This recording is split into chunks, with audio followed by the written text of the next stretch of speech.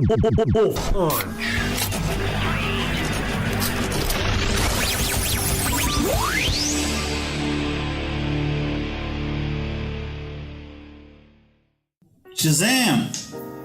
We're not starting with no. No, let him have this. He was so excited. He was. He even did the arm motions and everything. Yeah, well, because the light, he got... I assume that he was doing it silently in the movie theater every time. This is why we need to do like WolfPunch skits, like not all audio. Yeah, just act it out. Put our faces. But one of these days, I'm going to say it, and lightning's going to come from the sky, and you guys are going to be jealous. Basically, You're going to turn into Taki Tani. One of these days, you're going to get How are you a fucking tiger? Like... Yes, he's trying to talk to you. Stop being excited. What, Yasmin? Doesn't matter anymore. Talking tiger. I was talking about you getting killed, but I don't really care anymore. Yeah. So, hey everybody, welcome to an exciting new episode of WolfPunch. I'm Kaya. I'm Michael. I'm Dan. Michael, they can't see you do... I'm Yazin, I don't care. Yeah, he does those gestures for us. Yeah. Just everyone listening, know that the entire time Michael is doing gestures when he says pretty much everything. Guys, you should have seen me on that dance floor this past weekend at my brother's wedding. I was cutting it loose. Like, it was great. Oh my god. I saw all I needed to see just now. Alright, well... This is great audio, by the way. Yeah. But you were in Philadelphia. Yeah. Where the movie that we're reviewing today takes place. So I'm an expert now. So yeah. Get all my comic book knowledge. Tell us about Philadelphia. And Captain Marvel, please. You mean Shazam? No, Captain Marvel. What? Explain it to the non-comic book nerds. Captain Marvel.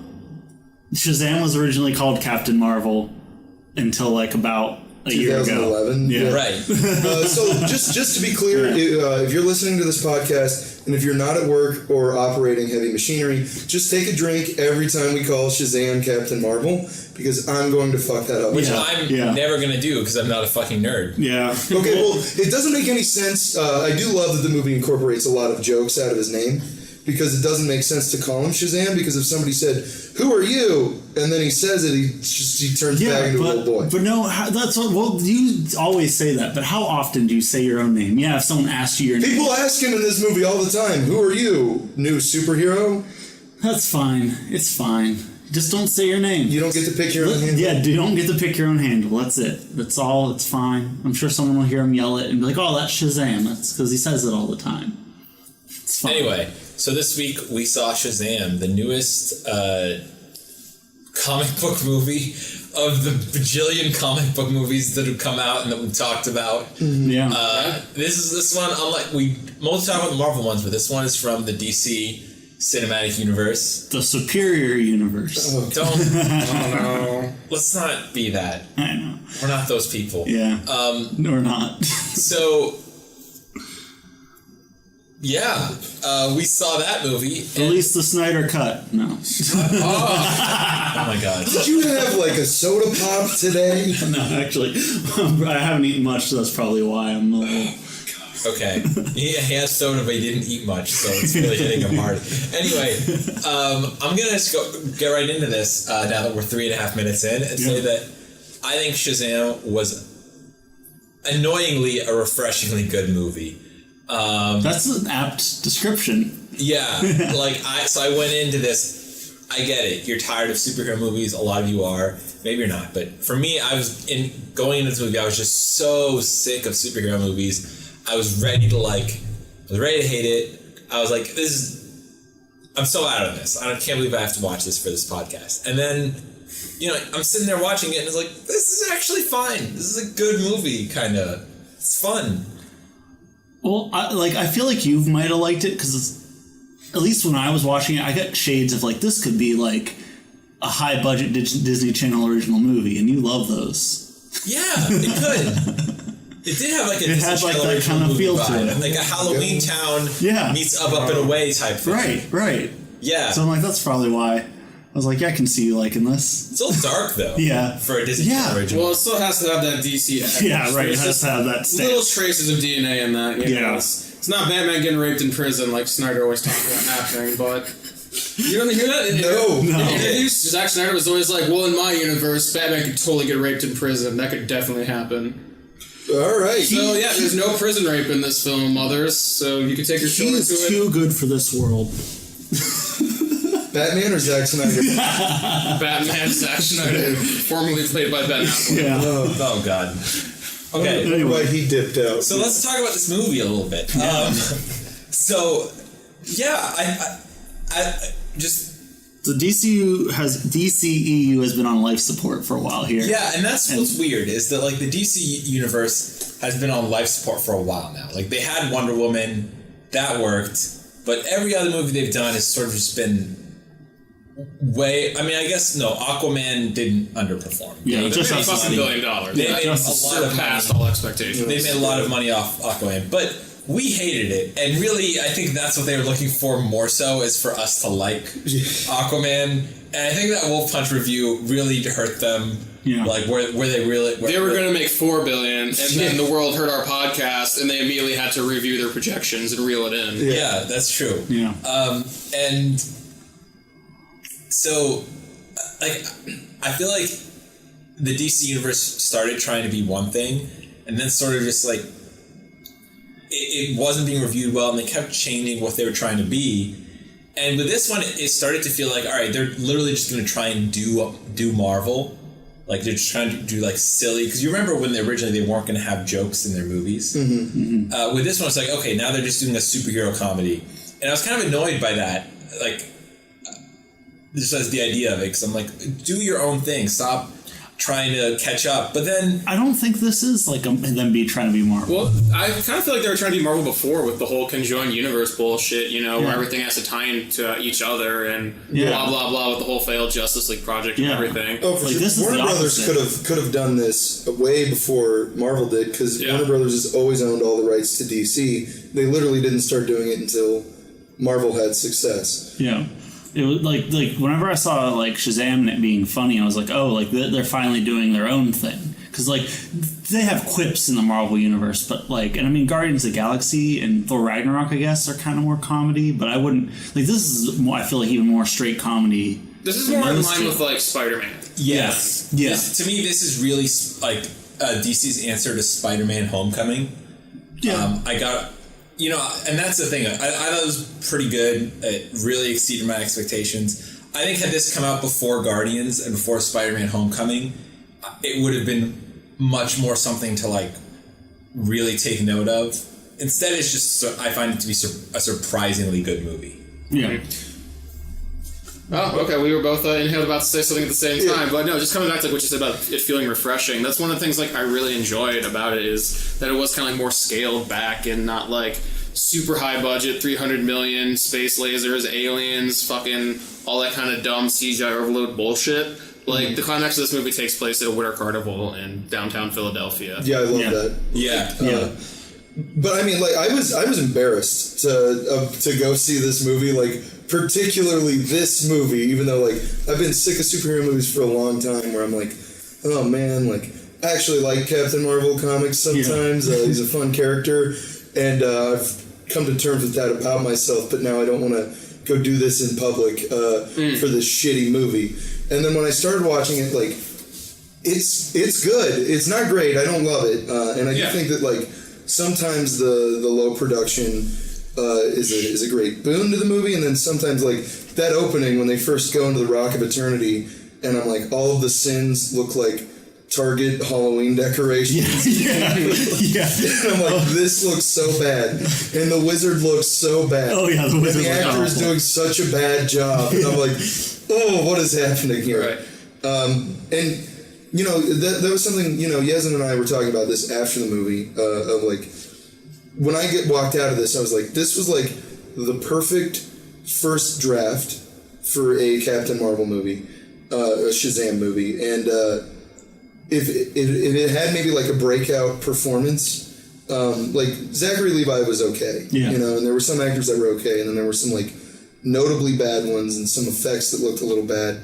And just a few things that could have been tightened up. Yeah. And then I think I would just be like praising this movie. It kind of reminded me of like an 80s like Chris Columbus or like Richard Donner kind of movie. Well, that's kind of the thing about it too. Like, I don't want to say, like, I feel like, yeah, it could be a great movie, but I also feel like it doesn't really need to be. It's just like a laid back, fun, entertaining romp. You know, it's not. Yeah. It doesn't have to be like, you know, the next Spider-Man: Homecoming or like Spider-Man, like the Sam Raimi Spider-Man movies that are like, you know, milestones of the genre. It's just pop it in, chill, have a good time, and be done with it. Like, Yeah. I think that's what I kind of admired the most about it. Well, Even like, sorry. Oh, I think it would. That's almost a perfect description, except for the fact that it's like 2 hours and some minutes long. It's like if it was tightened up, then I'd say yeah, I It's can a pop little it long. in, and if I'm like a 2 hour pop in is kind of like See, but a lot of I think it's specific gags that Yeah. go on too long, but I like pretty much everything that happens. Yeah. Like, I love like the like quirky 50s like take on like Billy Batson Yeah. and Captain Marvel, but I also really loved watching a movie where like here's a 14-year-old kid in present day who becomes a superhero. yeah. And so what's he going to do first? And it's like, well, he's going to try and buy beer in like my favorite scene in the whole movie. Yeah. And just like a 14-year-old, he drinks it and immediately spits it out. Yeah. Like, Yeah. what is this? Yeah. Because he probably would not like beer, and also you don't want like parents to be like Warner Brothers advocates for underage drinking. They do advocate for underage strip club peaking, though. You know what? But I love that was in there because, like, of course he's going to try and do that. Right. I love the line where he's like, "Hey, lady, you and I are probably the same age. We should hang out sometime." I'm like, that's so good.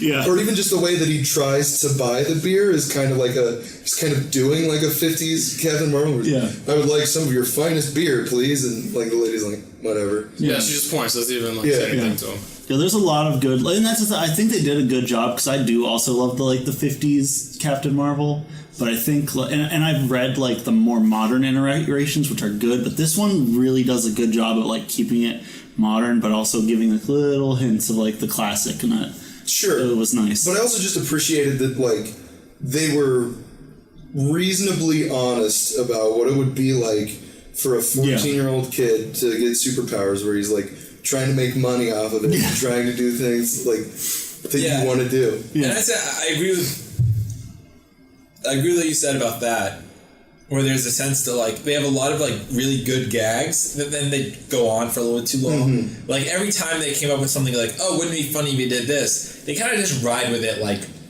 a few minutes too long. Yeah. Like at a certain point, like he once he gets his superpowers, he like tries to be like he tries to make money and just serve himself with it, and it's like that's funny. But then after a certain point, it's like, all right, I've watched this for a little while. Let's move on to the next thing. Yeah. That's not saying he necessarily needs to be more.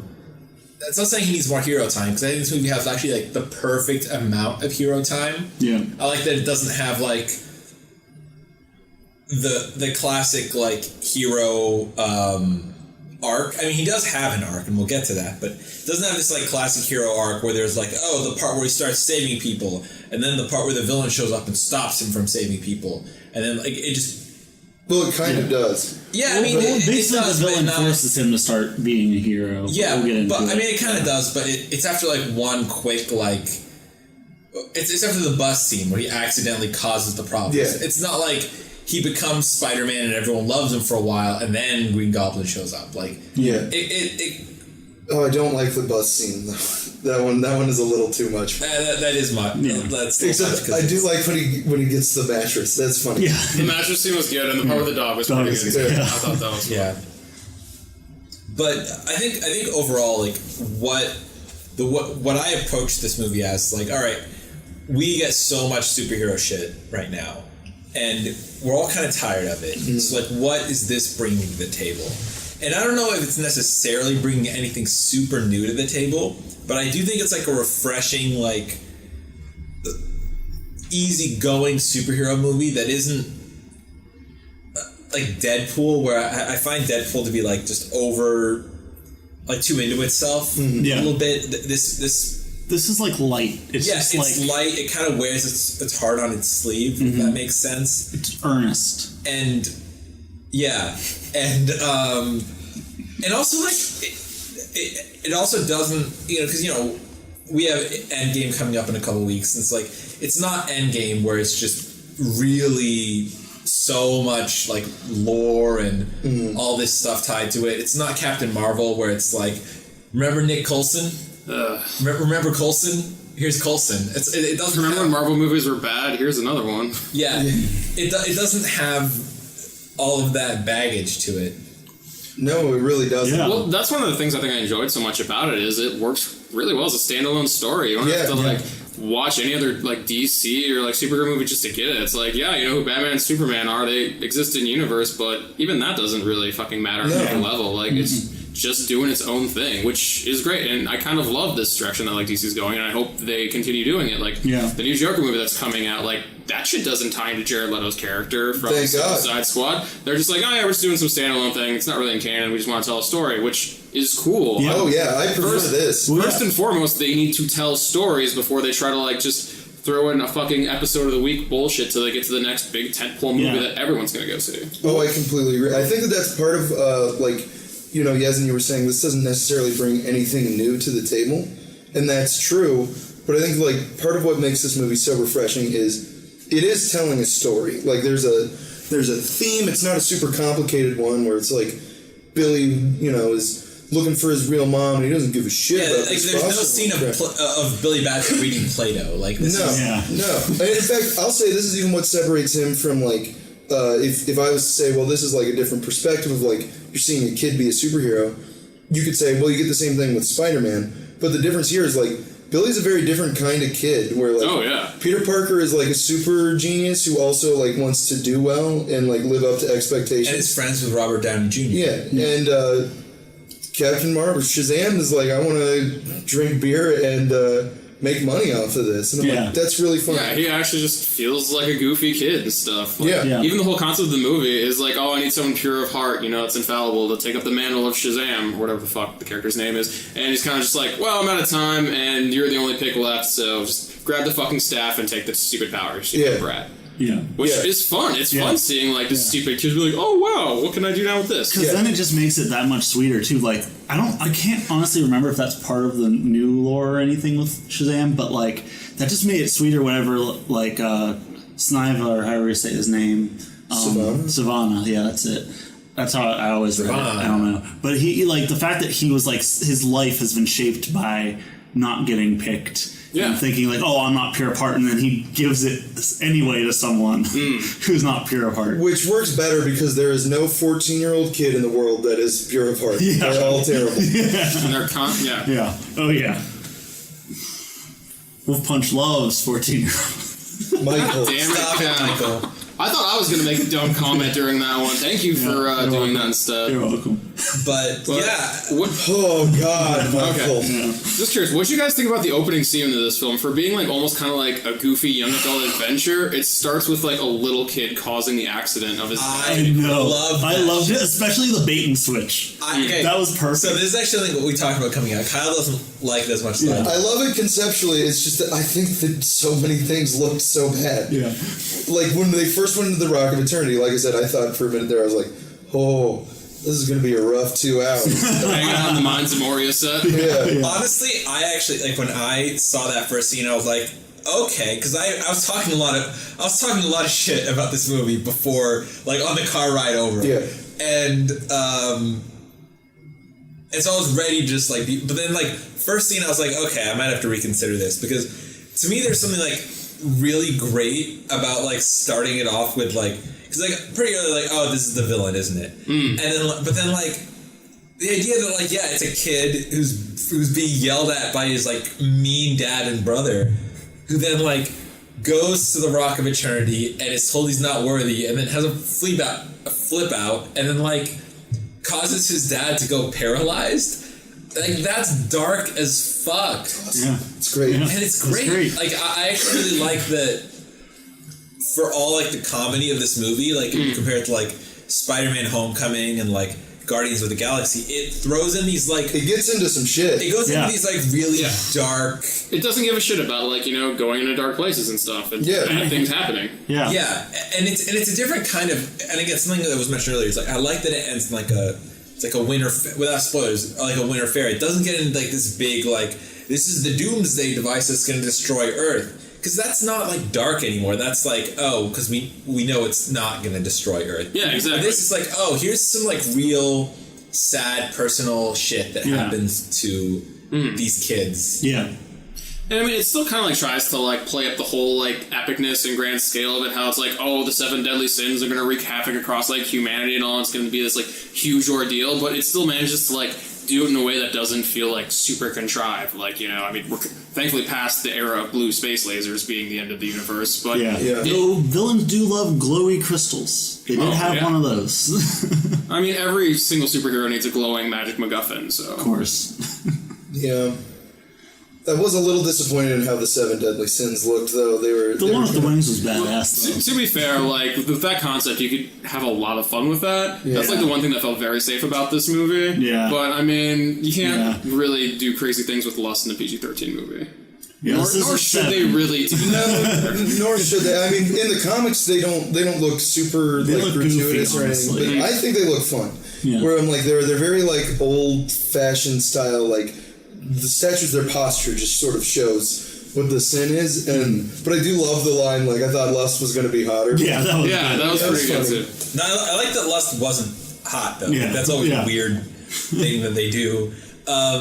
But yeah, like that's fair. I think that for me, I like how dark it got. Also, like with Billy Batson's like origins, like the fact that he's this kid that like lost his like mom. We'll get into spoilers in a bit, but Yeah. Yeah. but I thought that was really great. I think that for me, maybe the one thing before we get into spoilers, like the one thing I want to like say that, and you kind of mentioned this, is that there were no standout performances in this movie. Oh, I don't know if I'd agree with that. Oh, you don't think? No? Who's the actor that played Shazam? The main guy. The Zachary- adult one. The adult Zachary one? Levi, I think he was good. really Yeah, good. he was good. I thought he was good. fine. Well, was good. what I heard I heard other people talking about it. They're like, I think the thing that did it for me is like someone imagined, like, could you imagine Will Ferrell playing that character? And then immediately I'm just like, oh no, adult man child pretending to act like a 14-year-old kid. Just that's super horrible. Like I'm just gonna say random dumb things and do random dumb things for the sake of it. Like I thought he was really believable. And, like his body language, the way he talked, especially the dialogue. Yeah. Like, it was great. Well, I watched an interview with him where like he was talking about the role, and he's like I've always like he's saying he always wanted to do like a superhero. He's like superheroes, and it's like and then you have people like Ben Affleck who also always want to do superheroes, and then they have to be serious when they're playing. It's like he's like I got to be like a kid again. I think it feels genuine. Like you can definitely see it comes through in the performance. Yeah, I mean, like he's really excited. Like really excited. And I think it was like literal excitement whenever he was like acting like a kid. Which makes sense because it's a kid that just got superpowers. He'd be pretty fucking stoked about that. So he would have made a good Captain Marvel. Yeah, I'd be stoked. I meant the Marvel version. Captain Marvel. I think he was good. I just don't think he stood out. I don't think there was. So like when I look at this movie, like I compare it to like how Guardians sort of has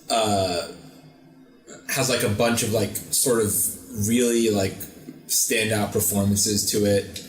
Yeah, you walk away from that and you're like, wow, Chris Pratt's great, and like Batista's great, and Bradley Cooper could be a raccoon. Guardians is an ensemble movie. This movie's about Shazam. Right, It's a but different like, kind of thing. like with this, like I don't think that Zachary Levi was.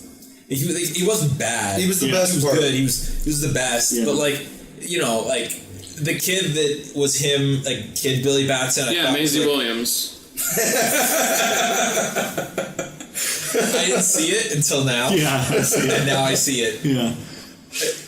I liked you, Joe. I thought he did pretty good. He was not super great. Freddy was better, but that's more important because Freddy's going to be a kid like the whole time interacting with him. The little girl that played his foster sister was kind of hard to watch. I didn't think the villain was good as an actor. I think he's a good actor. I just think his part was very like. That's what I was saying. I mean, he is a good actor. I I've like seen Mark him Strong in quite good a bit. things, but He was like a great Sinestro. I've seen him act well. I just don't think he did. I don't think this he was job bad as Sinestro. He was fine as Sinestro. Sorry. He's Sinestro Yeah. Yeah. Green Lantern podcast coming soon. Oh, from no. the Green Lantern movie. Yeah. Yeah. Yeah. This pink CG kind of in pointy ears. Man, they made him look real different. Really?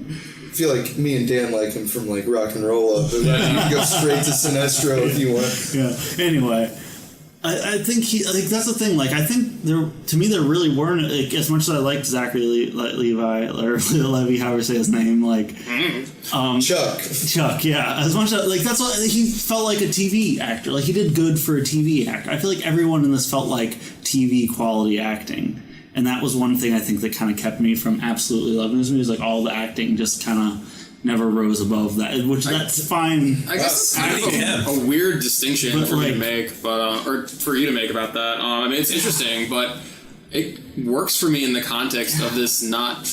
I guess just it being more scaled back in what it's doing. Yeah, like I know like it's a weird thing to kind of. I don't know why, because normally that doesn't always things like that don't always bother me. I don't know if it was just because I liked a lot of it and that was just the nitpick that I focused in on, but yeah, just the performances just didn't, even when they were good, I was like, okay. I think I'm surprised that you don't like this movie more, but of your criticism, that's like the one that I agree with most. Like, I kind of walked away from this, like, I think a lot of the funniest moments of the movie were moments where it wasn't even trying to be funny. Like, the bullies. The bullies, I'm not getting into spoilers, like that one, the rich businessman's death scene.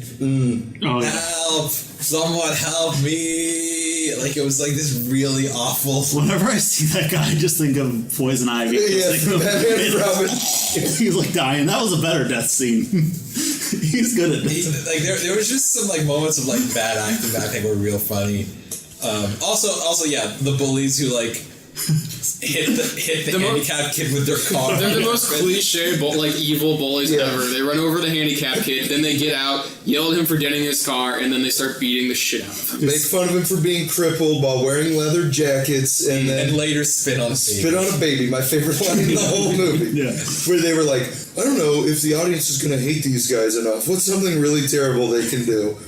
And it's like, I don't know, they're on the Ferris wheel, just spit on someone. No, Chad, they spit on a baby. He's like, no one will like them now. Yeah. Well, you were wrong, screenwriters.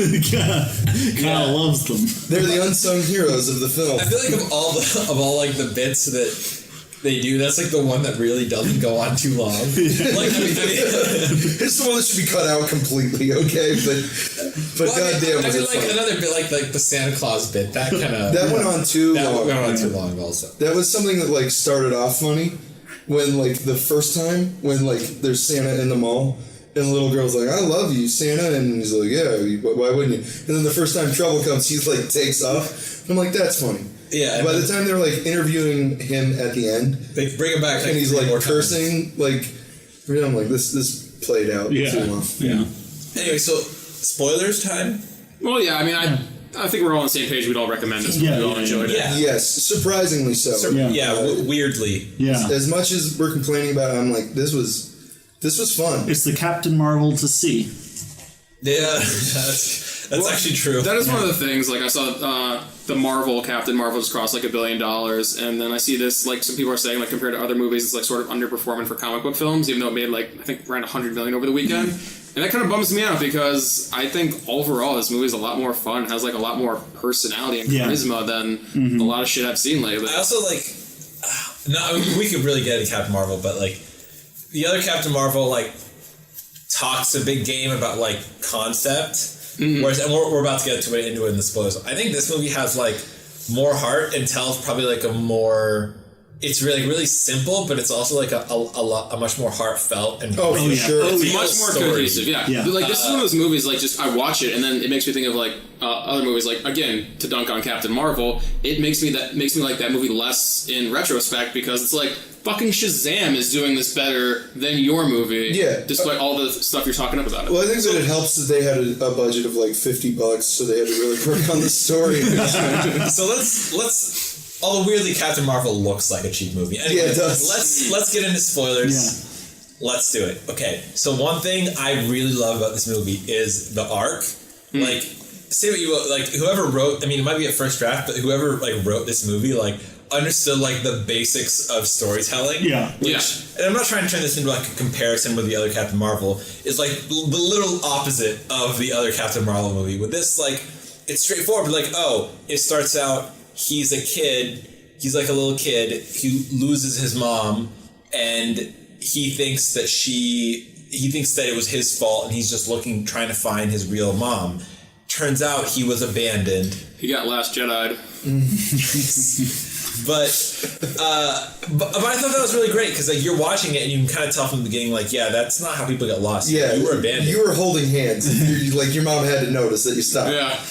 Yeah. I almost feel like if this was a Marvel film, she would have like gotten like abducted by aliens or into some fucking spiritual dimension where it's like, I've been trying to contact you. I was so worried that like something stupid like that was going to happen. Like the 7 Deadly Sins took her. Yes, I was like so worried that it was going to be like either she died or like she was captured in something, and I was like, I actually maybe if she had like done some like what they did is so much better. It's so like sophisticated almost. It's one of the most creepily realistic parts of the movie. Him visiting like even when like the first time you watch it, it's like this little kid won't shut the fuck up about a tiger, and you can tell like his mom is just trying to like, you know, like, I'm trying here, so I'm like, and still like trying to be a good mom, but is obviously like frustrated by what's going on. Yeah.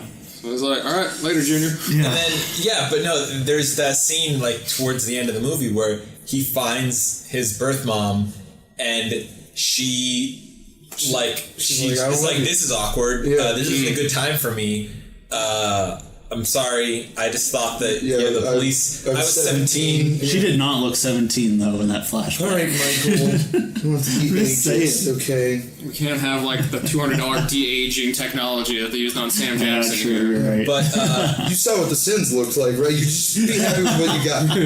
but I thought that was like really great. It really, for one, it was like a really good way to like sort of contrast him with his antagonist, where both of them like suffer like a huge rejection, but he just handles it way better by like finding other people, whereas the antagonist sort of just like he managed to ground the whole concept of like family and like acceptance, trying to like find out who you were in a more heartfelt and realistic way, I guess. There's actually like a surprising amount of layers, but I mean, one thing I wanted to talk about in that scene where he meets his mom is like he has his little totem the whole time of the compass that she won for him at the fair, and he's like, you see a scene of him earlier where he thinks he found his mom, and he's like, I'm gonna give her this compass, and it's gonna be great. She's gonna love me because I used it to find my way back to you. And when he gives it to her, she's like, what is this?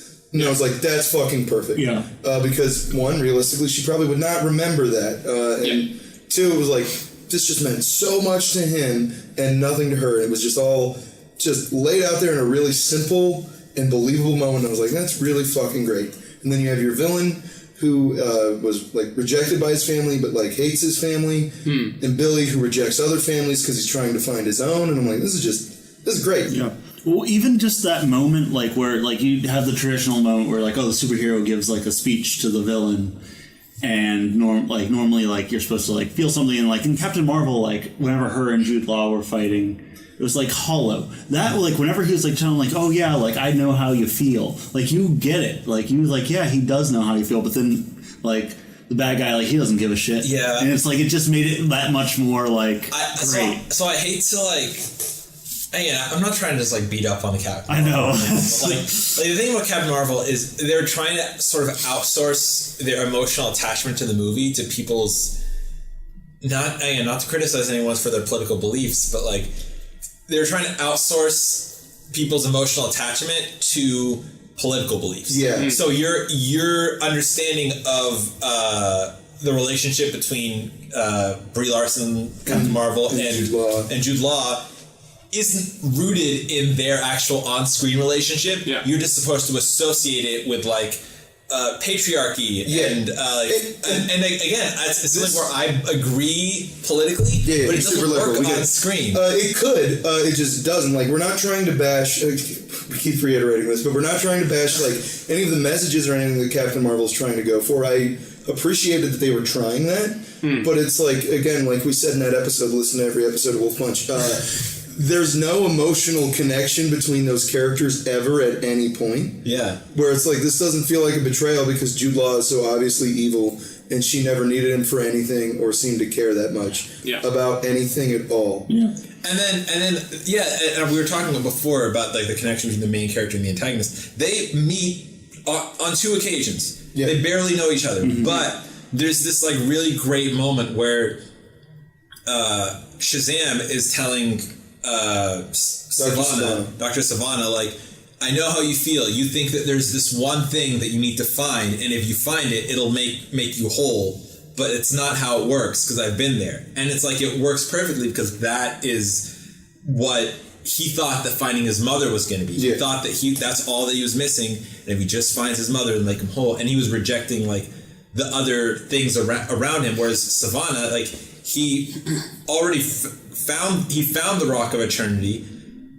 He got powers, but it's not enough. Now he needs Shazam's powers. Like, he's like empty, and he keeps trying to find other things. And I think that like dynamic between those characters is just so much more rich, and it's such a better story. That's part of what I meant when I said earlier, like, I think that, you know, just with a little bit of a tune-up with this movie could have been, it doesn't have to be great, but it's like there's like enough working in there that I could have just walked away from this and been like, wow.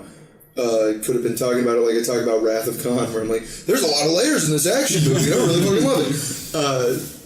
But I mean, yeah, it's still really good. Yeah. Did you know that Captain Marvel was actually the first superhero to get his own movie back in 1941? So really, he's the original superhero. He's the best. So another thing I'm gonna point out. I also really liked, like, a lot of movies, they'll have sort of a, how do I phrase this? So what's great about this movie is even, like, structurally everything is so good. Like, even the way he defeats the antagonist is so good, where he gives his powers to all of his, like, foster brothers and sisters, which is actually, like, a really fun way to handle it. Like, when I compare that to, like, oh, well, how did Superman defeat Doomsday? Well, he grabbed the kryptonite spear and just flew it into him. Yeah. How did Wonder Woman defeat Ares? She just screamed a lot and used the power of love by smacking her wrists together. Like they just come up with such a better structured movie. Well, yeah, like, it makes sense because, like, all strength in numbers, but then also it makes sense because, like, the themes of the movie is about family and you're stronger together. Yeah. Like, through love and shit. So. Yeah, it's love and shit. Love and shit. Yeah. But yeah, I thought those things about the movie just worked so well that I agree. It almost is great. It's not. It's not, but it almost is. Yeah. But I mean, I feel like we've had a better conversation about this movie and its themes than some other, maybe more like deep and considered, at least more successful movies. Sure. But I mean, and again, not to step on eggshells here, but it's like we've been comparing Shazam so much to Captain Marvel, and that's not just the name similarity. We're talking about that so much because it's the last superhero movie we watched. We could definitely pull in other superhero movies that have come out recently that fail to meet these expectations. Yeah. Where it was like, this is just a fun movie that was surprisingly well thought out. Mm-hmm. It's weird using that F word, fun. Yeah, I hate it. I hate having to use it. But no, I mean, we thought going in that, like, this is gonna be a movie where, like, it was so bad, and then someone, because, like, DC doesn't have another bad movie in them. Like, I know Aquaman did well, but they literally, like, they can't. This movie, for some reason, I feel like it couldn't be bad, or maybe it could because of how underhyped it was. Well, it was a weird thing, because, like, I think when most of us saw the trailers, we all just kind of groaned. There was, like, kind of like a juvenile sense of humor that was like, that could be fun, but those also just kind of feel like trailer moments that they're showing you. Yeah, same. But then, like, the hype started building up for this movie, and it was, like, kind of weird, like, the weird word-of-mouth hype that you get, like, every now and then when movies are actually, like, surprisingly good. Like, DC, or Warner Brothers showed it for, like, one day in, like, all theaters, like, 2 weeks ago, just because they're like, we want to get more word of mouth, so we're just gonna, like, throw in theaters for a day and see as many people that can come out and see it. And, like, it's working. Like, people are slowly, like, building up and being interested for it. So that's really cool. It's cool to see that they have faith in it. The fact that they actually made a good movie. Yeah. Trying to promote it and push it more. Yeah. Yeah. Like, I mean, and that's the thing is, I think, you know, I'm not just saying this to be nice to you, Michael. I'll say that, like, Man of Steel and Batman v Superman are, like, they're more ambitious movies. Yeah. And like there's something like pretty conceptually interesting about both of them. But I mean, as far as like carrying a concept and executing it well, like Shazam is maybe their best movie. Yeah. Probably. Yeah, In a post-Nolan universe, like obviously. When it just personally, like I enjoy Man of Steel and Batman vs Superman more, but that's because I love the more ridiculous, like edgier elements those films lean into. Yeah. But like with this one, it's just like even like I definitely liked this one better than Wonder Woman just because it was strong throughout, whereas Wonder Woman has that like good act, first act, amazing second act, and then kind of falls in the third act. This is just like if anything, this movie gets better. yeah. Because like when because a lot of the trailer moments happen in the beginning, and like those are like okay, I remember seeing this, and then once you pass all that, it's like okay, it like just keeps kind of like surprising you almost. Mm-hmm. Yeah, I'll be honest though, I liked a lot of the like goofy like coming to like terms of the superpower when he was like figuring out what he could do or couldn't do. Those were some of my favorite parts of the whole film. Like that's the part that I expected to like going in, where I was telling Yez and I was like, yeah, this movie's going to be a nightmare. I think I'm going to have a few moments of enjoyment when he first gets his superpowers, and then I'm just going to be bored the rest of the time. And those were still probably my favorite moments. Like when he's doing the teleportation test. That's what I was telling people about. Like that was hilarious. Yeah, that was so funny. Well, even like when he's testing about like if he finds out he's bulletproof, I'm like, oh wow. He's like, all right, shoot him in the face. Yeah, now. like, is it his suit or is it his skin? Shoot him in the face. My face? Yeah, shoot me in the face. And I'm like, exactly, because 14-year-olds don't think about getting shot in the face. And I'm like, this is really funny. Yeah. No, I thought someone at DC or at Warner Brothers was gonna have to like seppuku themselves. I thought the movie was gonna be bad, and someone at DC would have to like commit suicide, like a ritualistic honor suicide. We were talking about this the whole way to the movie theater, where some executive would walk in and be like, "Hey, sport, your picture failed. Now you gotta put this sword in your gut." To be fair, it's Hollywood, so they probably get a promotion instead in charge of like 6 more films. Yeah, you fail upward here. Never mind. Oh no. The movie failed and now I have to claim my honor. Why, cruel world, I'm sorry. Oh no, now I have to write the next 4 Batman films. You failed so hard, buddy. Yeah, making part robots in these ones. It's gonna be amazing. He's gotta fight at least 6 giant spiders. I mean, the next one... Kim thinks that sounds good. A little bit. The next one is going to have a fucking robot worm. Like... Oh, Mr. Mind? Yeah, I'm so excited for that. Oh my god. I'm just waiting for Talking They Tawny. need The Rock.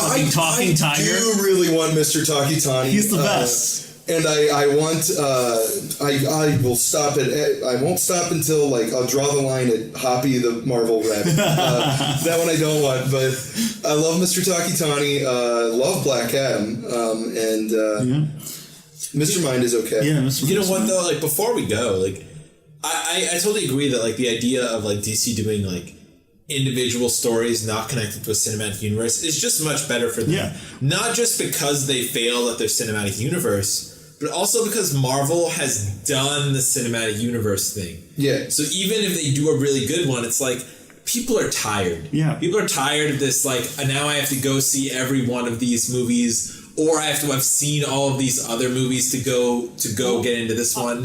I've said from the first from when they announced Man of Steel, I was like, because that came out after the Marvel Cinematic Universe. Yeah. Was Yeah, that's what It was like around the time of events. That's what I thought, because I recall, like, I'd always say, like, as a DC fan, I'd be like, man, I hope, like, DC doesn't just try and copy Marvel, because that just invites comparison. And what I've always liked about DC comic books is they have a multiverse. There's literally thousands of stories you can tell, because it's like, oh, on this planet, Superman was landed in Soviet Russia, or, like, this one, he's a bunny rabbit. Like, there's a million different stories you can tell, and, like, that, I was like, lean into that, and it seems like finally they're hopefully leaning into that. Yeah, like, but I mean, there's only so much that you can, like, do, like, for a general audience to be like, yeah, no, so we've got these pictures over here are the fourth universe, and this one's the second one. As long as you sell it. Well, because honestly, like, I mean, look at the Heath Ledger Joker. You look at him. Yeah. So literally, this past week, like, my little brother's girlfriend, like, I showed him the Joker trailer, and his girlfriend was like, wait, didn't, like, the Joker, like, have scars for his mouth? Like, why does he look that way? Like, to general audiences, that's the joke. Yeah, Like, Where's that sick damage tat? I don't think they need to necessarily do like a multiverse. I think they just need to like. They don't have to like put a name on it, but I'm just saying like embrace like just don't make it contained. Like embrace like doing your like own thing. I do like that we can get a movie like Shazam, and then hopefully the new Joker movie will be good, and it looks like it's going to be completely different, and that's what I like. If I have to keep watching all of these fucking superhero movies until I'm dead, then I at least want several of them to be different from one another. Yeah. But I do have to admit that I think that it was a little bit of an aid.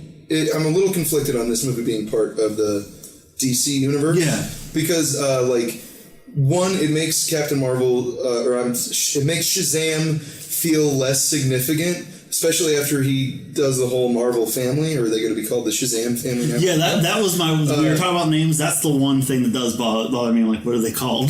Because Shazam is an acronym for, like, all of the powers that he has. Yeah. So then each one of them seem to have only, like, one attribute. Yeah. So then they should be, like... Yeah, I'm Solomon Boy, and I'm Mercury Kid, or something. I don't know. Hopefully they figure it out. Yeah, I don't know. We're picking into that too much. Yeah. Can you name all of the people in the acronym for Shazam? No. Yeah. I didn't know how nerdy you were. But I think that, like... Solomon, Hercules, Artemis... Nope. Zeus... someone Mercury. Yeah. I don't know what the two A's are. You didn't get the A's.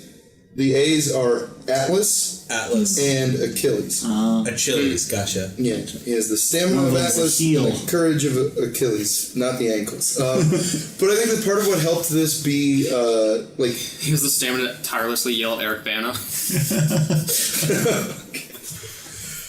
think that part of what helped with this being already set in an established universe was it spares you some of the overdone superhero tropes, where it's like when he starts being a superhero, they're like, oh, Philadelphia has its own superhero now, instead of it having to be like, oh, the world is changing. Yeah, the world. And there's this big, incredible moment. We all have to, it was just like, oh, you're completely right. Yeah. I didn't even think of that. It helped. Yeah, I like that better too. And it was like kind of fun that the little cripple boy is like, I've got this bullet that bounced off of Superman's chest, and I'd be like, I would have been that kid. Yeah. He has the Batarang replica. Yeah, and I'm like, that's fun. That's cool. Yeah. That's a easy way to excuse your, shameless product placement, where I'm like, it is kind of funny that he's throwing a Batman toy, and it has that nice little big joke in there that I actually did not roll my eyes at. I liked quite a bit. I was like, that's funny. Yeah, there's a good big joke. And then, I don't the only thing that kind of bugged me. It wasn't the post-credit scene, but I didn't stay for those. No, there was two because I only saw one. But what was the post-credit scene? Well, the post-credit scene was Mr. Mind showing up. Mr. Mind is the little caterpillar worm guy that they very much make a point to show is there and then isn't there later. Yeah. He's like a super genius type thing. He's a caterpillar worm guy. Where was he? He was in the Rock of Eternity when it shows that jar and you see the worm in there, and then when Billy shows up, it's like it's gone. But the scene whenever they go see Shazam shows up to lunch with what's the other kid's name? Freddie. Yeah. And the other siblings, and then they're like, oh, and I brought a friend, and then Superman was there. But his head was cut off. His head they didn't have enough money to erase his mustache this time. Well, he's not playing Superman anymore. Yeah, they were like, he's gone. We're gonna so I'm just like... But I mean, that's part of my point of the problem is that it makes him seem a little less significant. Yeah. I'm fine with that. I just didn't like that they threw in Superman stuff. We didn't need this. No, to me, it felt like a gag though. I didn't take it. It was just a cute wink. Wink, so it's fine. Yeah. To me, it reminded it gave me real Spider-Man Homecoming vibes. The way it ends on that one oh fuck moment, and it's all right, now we're done. Yeah, it's over. Yeah. So that's I think what I liked about this is that it had a lot of it. I learned a lot of positive lessons from Spider-Man Homecoming. Wow. Okay. It did. Oh, I thought you said I learned a lot of positive lessons. It learned a lot of positive It did. lessons. Okay. I don't know. I was like, Jesus Christ, dude. Like, Well, I'm sure I did too. I'm sure we all learned some. I learned that Michael Keaton still got it. Yeah. But yeah. Except in Dumbo, I hear he's pretty bad in that. Yeah, I'm not gonna fucking watch Dumbo. Yeah, like this was a solid flick. Shazam. Yeah. We watched it. Watch it. Good stuff. It's good. Go see a good, entertaining, fun movie. What? Of course Kyle laughs at that. He doesn't want to see that. You're just like, go see a good. I just love it so much. I don't know what to say. Yeah, like I liked it. Never mind. Fun is stupid. WolfPunch.